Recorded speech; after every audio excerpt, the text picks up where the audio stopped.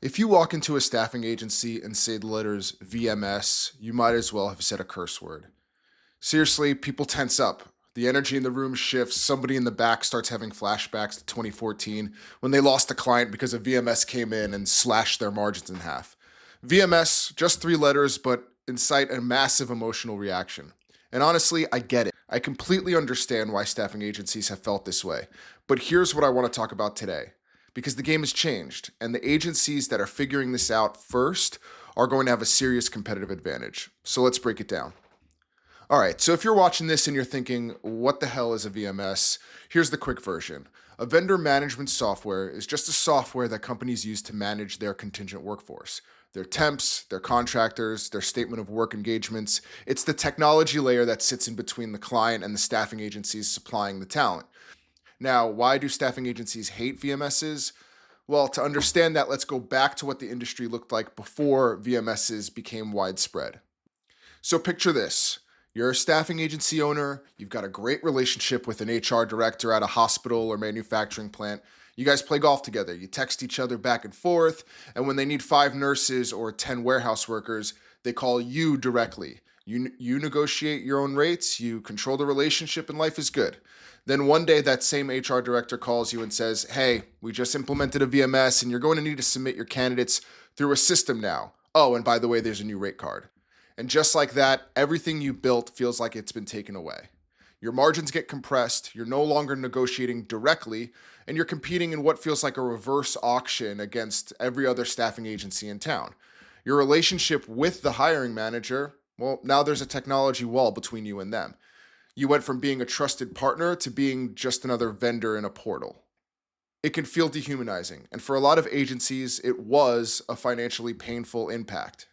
So yeah, VMS became a bad word, and honestly, for a long time, agencies had a right to feel that way. But here's the thing.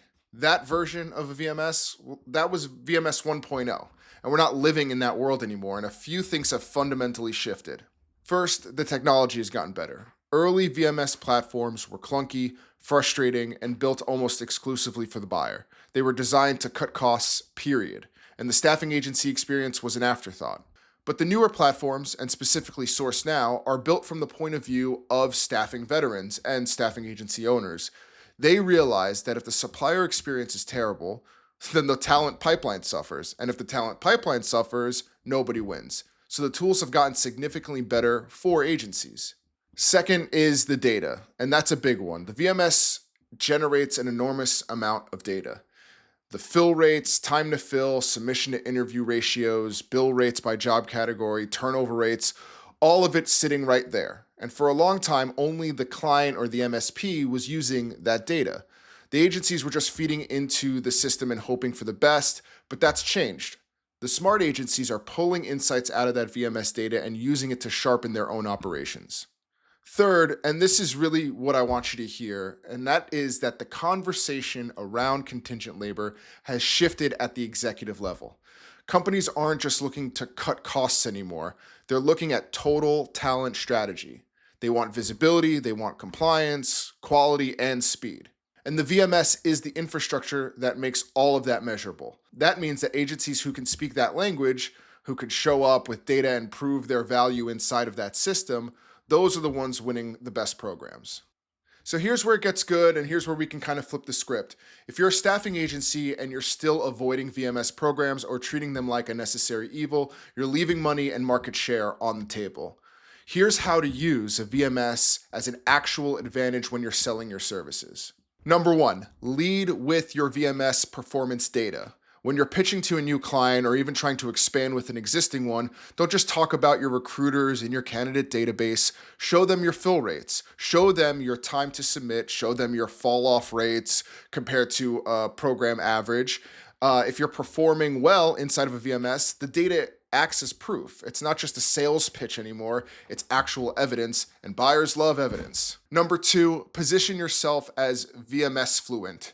A lot of competitors are still out there saying, we prefer to work outside of a VMS, or we do our best work with direct relationships. But a client hears that, and what they're really hearing is the agency doesn't want to be measured, and that's honestly not a good look.